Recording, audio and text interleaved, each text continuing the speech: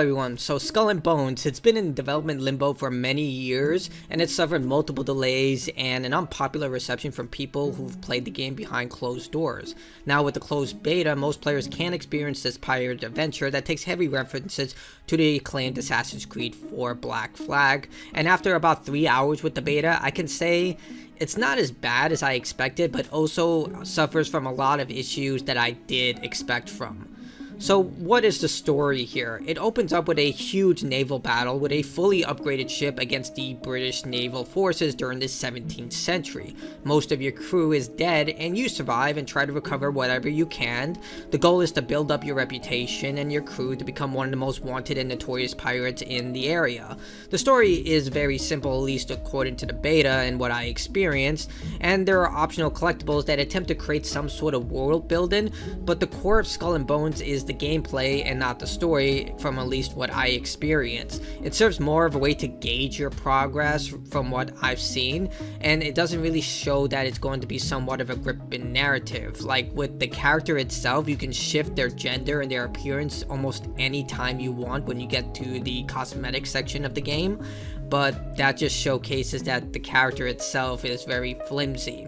Your protagonist, is voiceless, and it just doesn't really mesh well with something that's supposed to be something gripping. You're going to have some sort of enticement towards the player to continue playing, and it seems they are banking on the gameplay and its gameplay loop to give players that experience similar to World of Tanks. So those expecting that it's going to play like Edward Kenway's adventure will sadly be disappointed. The adventure takes on a more simplified system that focuses on an arcade action focus. The boat mobility system remains largely the same from those games like Assassin's Creed 4, Assassin's Creed Rogue, even Assassin's Creed Odyssey, but the shooting system has been adapted to be more third-person shooter-like. You'll aim for weak points to either destroy or disable ships, but when you disable them, they continually drain health until finally they're destroyed. They give you a sort of time limit to board the ship.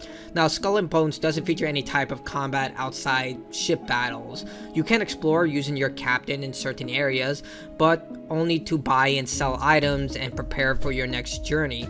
The areas I did explore were detailed, and Ubisoft did an exceptional job of designing these safe havens. The main area offers shops for cosmetics and statistical upgrades, clothing for your captain, the storage item area, cooking for temporary benefits such as increasing your crew's longevity of sailing quickly, and obtaining contracts, which are missions that you take on for rewards.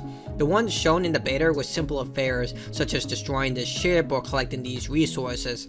The beginning did take me a while to get everything going, since you start off with a small ship and 2 crew members that cannot fight back against other ships. You can fight against sharks, but that's really it. You just throw your harpoon at them and take whatever resources you can get from them. Eventually you do get enough supplies in order to finally fight back against other ships, but it took me about an hour in order to get the necessary resources.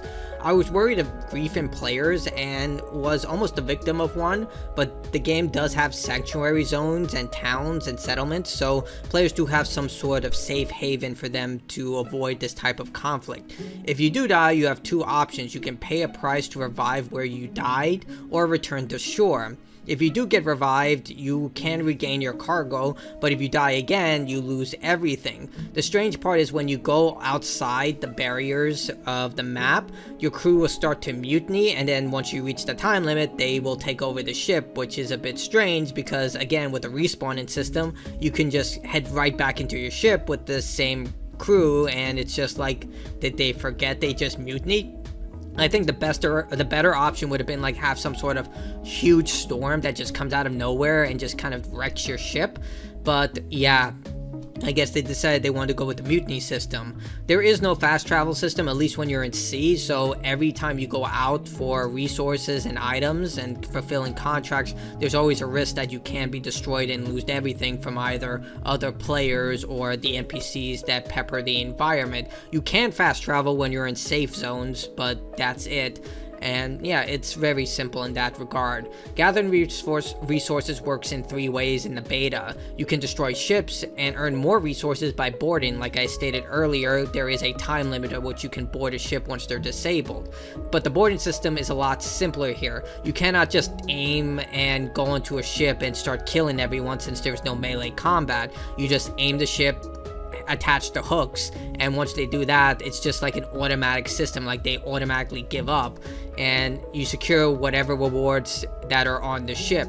This was likely done to make the system faster and prevent issues from other players who may attack during the boarding process, which to me probably would have made the system a lot more complicated and more engaging, but then they would have to code in an entire combat system between other players who happen to board when you're boarding, and then they would have to have a system where you can, like, you can't get off the wheel of the ship where you're navigating. You instead have to be attached to it, so they would have to have a system for that and all that, and I don't think they really want to put in the time for all of this despite the amount of delays that the game has suffered. In a single player adventure, all these systems work very well, but in a multiplayer section, yeah, it would just be incredibly difficult for them to program all these alternative options. The other 2 options is grabbing resources that are floating at sea. These are usually the low-end resources, and then you can get supply caches that are around the shore of different areas. An interactive icon will play out once you get within range of these supply caches if you have the right tools. If it's a ship, for example, you need to use a crowbar in order to extract the resources, but for the most part, it's just a simple system to try and push players from one supply area to the next, and it definitely gets into that repetitive loop. The entire gameplay loop does feel very streamlined to keep players moving, but at the same time not. Players have a stamina meter linked to their boat's maximum speed, but you can increase this meter by using food and water for temporary boosts, like the cooking system I explained. You will have other options since the beta hints at likely having a lot more ship options that will probably oversight certain limitations such as armor, combat, and probably travel. This likely was implemented to ensure that players can't just boost around the entire sea. But the gameplay does feel very much like a free-to-play game and not a premium-priced title. Even without the melee combat, the game is designed to keep you busy by grinding for bigger and better things to do the same things quicker and more efficient, like most free-to-play games operate.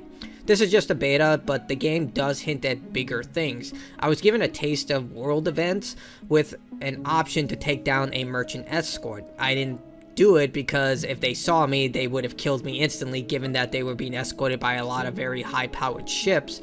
But the biggest tease was this type of mysterious force that was destroying ships. When I arrived to the icon's location, the game placed a barrier telling me to leave the area or face the mutiny that I explained, which was really strange. Why would you hint at something so extraordinary, especially during an open beta where you really need something to latch onto, only to state that, yeah, we're just teasing you, there's nothing here. Like, I was assuming that it was either going to be like a giant squid, a kraken, or even Cthulhu, because that was actually hinted at in Assassin's Creed Mirage as being part of the grandiose universe. There is a theory going around, well, it's not even a theory, it's kind of lukewarm confirmed, that most of Ubisoft's big franchises are all connected. Assassin's Creed, Watch Dogs, and Far Cry, and it wouldn't be surprising that if Skull and Bones would meet up into that type of continuity, like having that type of system. And when I say Cthulhu, in Assassin's Creed Origins and Odyssey, they confirmed that these mythological creatures like the Cyclops, the Minotaur, a lot of these things do exist within their universe, but as like mutated humans due to ancient technology. So the idea of like someone grabbing hold of some sort of first civilization device that turned them into a creature that's similar to Cthulhu would actually be very interesting to me, and they could implement that into Skull and Bones. This game desperately needs a hook, and unfortunately it doesn't have one here. Everything that's in this game just seems like a very cheap imitation. I tried to think of a better word for it, but it is really cheap in the way that it showcases many of its pirate systems that are definitely a downgrade compared to even Assassin's Creed 3's naval combat system. So not exactly the most appealing first impression, and that world event I was really looking forward to could have been the icing on the cake here. Like, well, it's not even a cake, but more like icing on a cupcake. Like, giving you something that, oh my god, there are these grandiose types of events that happen randomly that players can engage in. That would have been really cool. Now, say what you will about Ubisoft games, I do as well, but the presentation here definitely looks very appealing. Skull and Bones looks amazing from its water effects, lighting system, and the design of the main settlement. Yeah, there are some oddities with the graphical system, such as birds flying right through your ship and sometimes clipping, but you can also look at first-person view and see your crew operating the entire ship and, you know, changing things, making sure they're scooping out water, all that cool stuff. But again, that was present in Assassin's Creed 3, 4, Rogue, so it's not exactly new. It is something that Ubisoft has already done. So yeah, so Skull and Bones is an interesting case. I get that they're trying to make a more streamlined experience using the Assassin's Creed naval combat system, but it takes away a lot of the heart that made those systems very popular, without replacing them with something profound or unique that makes Skull and Bones stand out. I had some fun with the beta, but the longer I played it, the less I wanted to continue.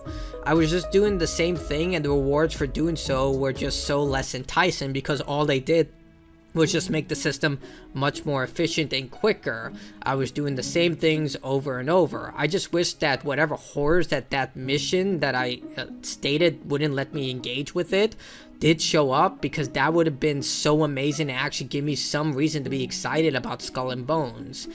And unfortunately, it doesn't really stand out against Sea of Thieves or even Assassin's Creed 4 Black Flag, given all those systems. The fact that this game has been in development for so long and this is kind of what we got.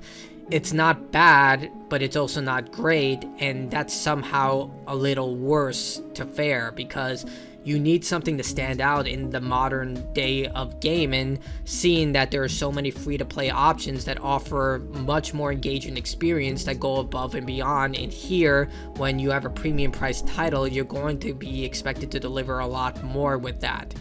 And just, you know, having random events throughout the game is just not enough, especially if you lock off the cooler ones. I'm really annoyed by that. Like, that could have been something incredible that a lot of people would be talking about all over the internet right now, about, you know, this cool mythological event. I did notice, like, there were ships in the background. I don't know if I can show it. Maybe I wasn't recording, but I remember showing it.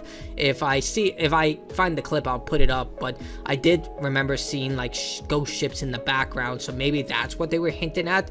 Either way, this game just there are a lot of things that I really think they can improve on, but given how long this game has been in development, how many years it's been delayed for, I'm not really sure if this is an audience that they're going to captivate, because there's still a very large audience for people who love the Assassin's Creed naval combat system, and I don't think that this will do that system justice. As someone who's experienced those systems at the when they first launched, I would rather play those games. But that's it from me. Like, dislike, comment, tell me your opinion if you got into the closed beta.